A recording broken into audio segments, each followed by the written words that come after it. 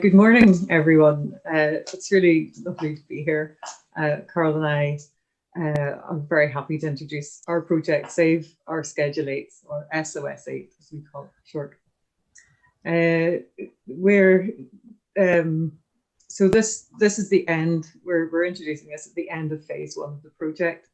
We'll describe a bit about what we've done so far, and in the end, hopefully we'll have time to say where we're going to go before some questions and answers.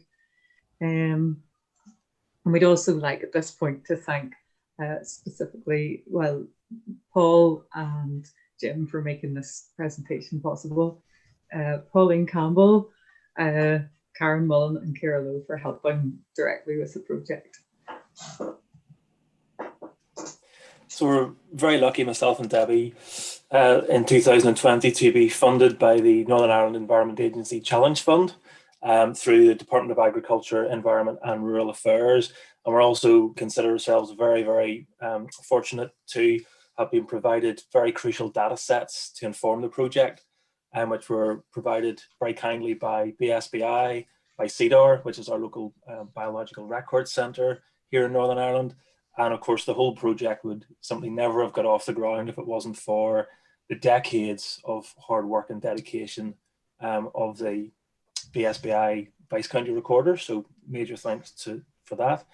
We were also gifted records by the various council biodiversity officers here in the province, and also a multitude of private individuals as well. So my name is Karl Hamilton. I'm director of Dryas Ecology. I'm a consultant ecologist with particular interests in birds and botany and habitat ecology. And within botany, my main area of interest is in Arctic alpine species, some of which constitute about 25% of our Schedule 8 species list. And I'm Debbie Gillies, CEO and founder of True Harvest Seeds. We're an environmental conservation charity dedicated to the preservation of Ireland's native flora.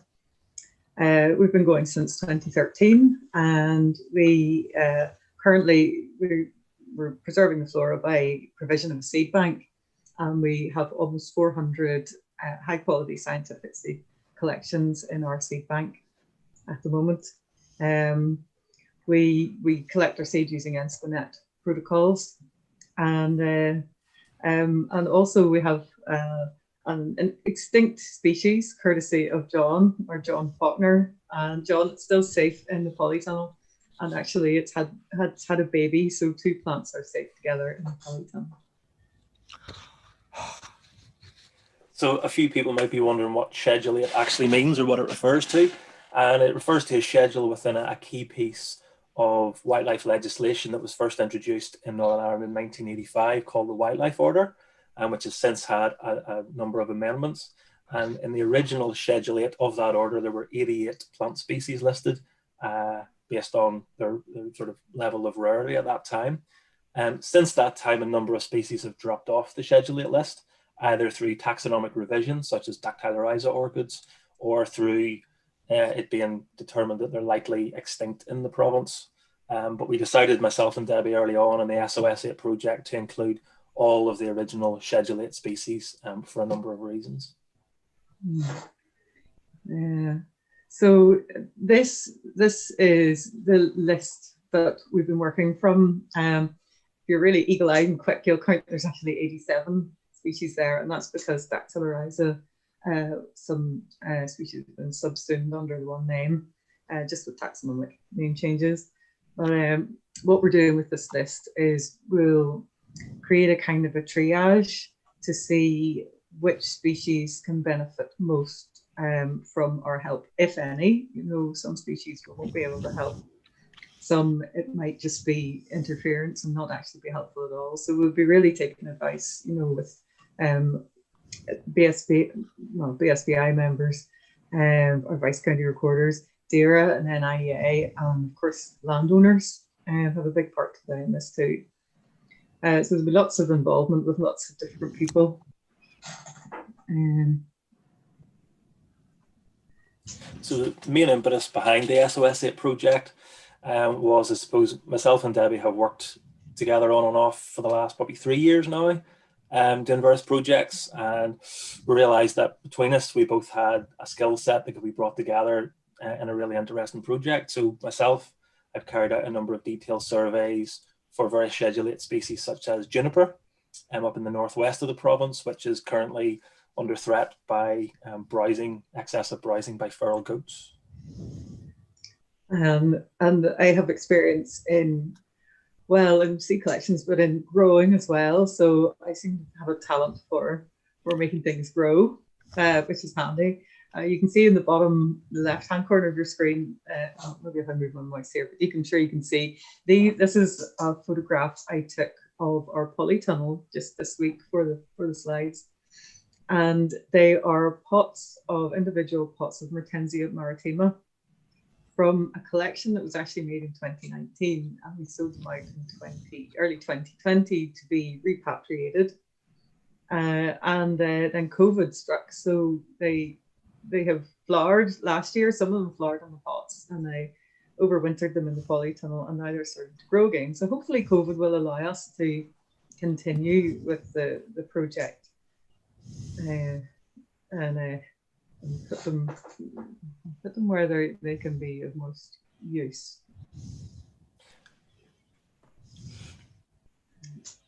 I'm going on with this one. So to sort of describe what I'm sure a lot of you have heard of the Nature Recovery Network Initiative. It's a child of DEFRA and Natural England, so it's been rolled out in England, I think in Wales as well, and it's yet to be enacted here in Northern Ireland, but you can read about it and see that web address we put on the slide, www.gov.uk. But the Nature Recovery Network featured in the most recent fund, the Environment Challenge Fund, and when we realised that our project, was kind of rescue populations, maybe enhance them if appropriate, actually fitted in really nicely with Nature Recovery Network's aims and goals. So that was our application to the Challenge Fund, Environment Challenge Fund, last year.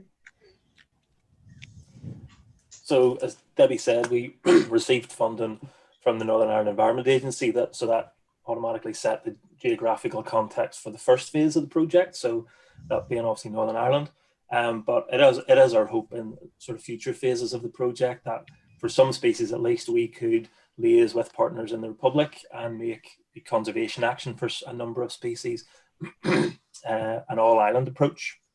So some species for which that would be particularly applicable would be some of our Arctic alpines, not that I'm biased or anything. So Troilus, our globeflower, Saxifraga or purple saxifrage, and Selene Aecolus moss campion would be three good examples of where that would work most effectively across the border. So we've been talking about this, as Karl mentioned earlier, for quite a lot of years, and we realised then, with the who's that? We realised. No, I'm not. I'm just watching it here on my screen. Somebody's joining in. We can hear you. Okay, well, so the project will be carried out over winter months and also during COVID. So it worked in really, because it was a desk-based project, gathering all the data and creating QGIS maps. So I was going to say a bit about, larger populations of flowers are more attractive to pollinators than smaller isolated populations of flowers. And that was from a talk I listened to by Professor Tom Seeley on apis, which is the honeybee, at the last beekeeping conference there last February.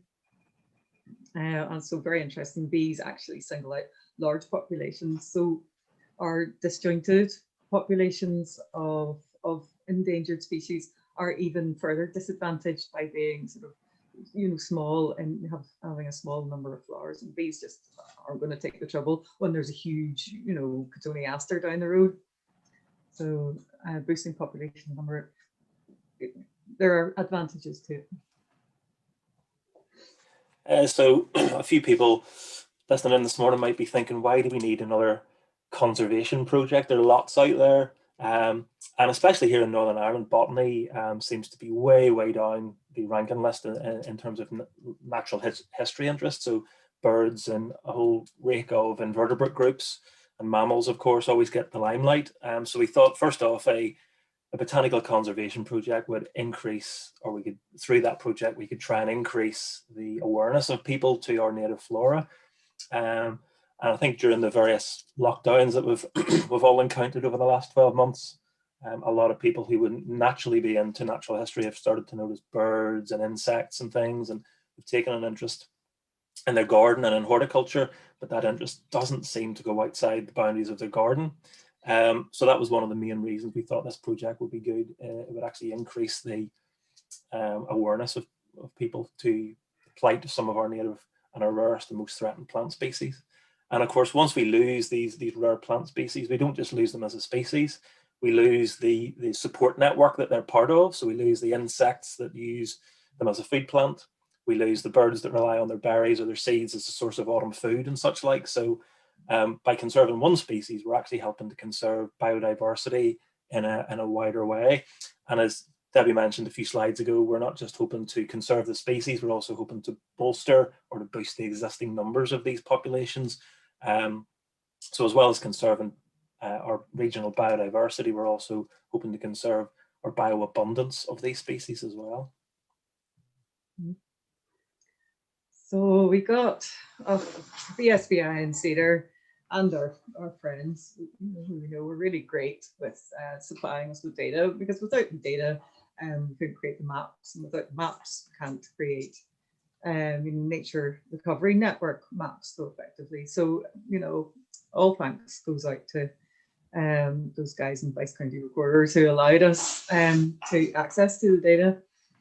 So once we got the data, there was lots of it. So we had to mess about with headings to get everybody's headings to match, because it just had one lot of headings to go into CSV files for QGIS. So we merged name changes and cleaned out duplicate records. Thank you, Damien.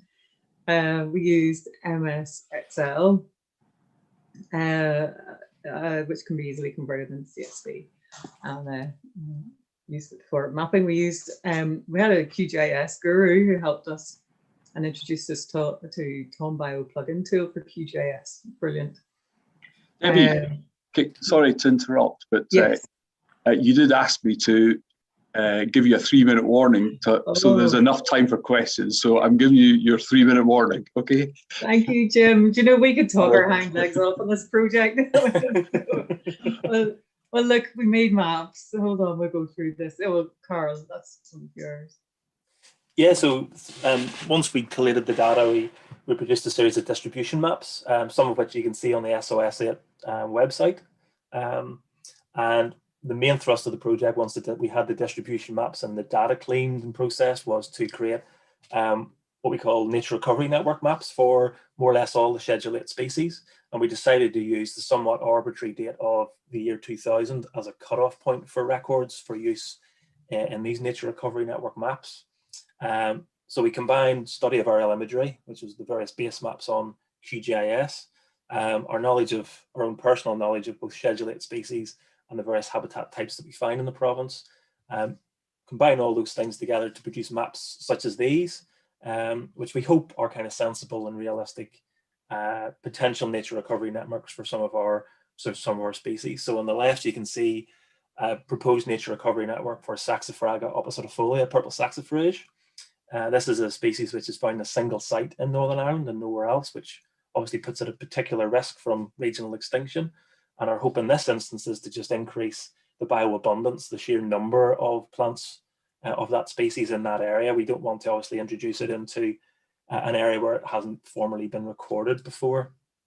So if we look at the right-hand map for Viscia oribus, with bitter vetch, we have to take a very different approach.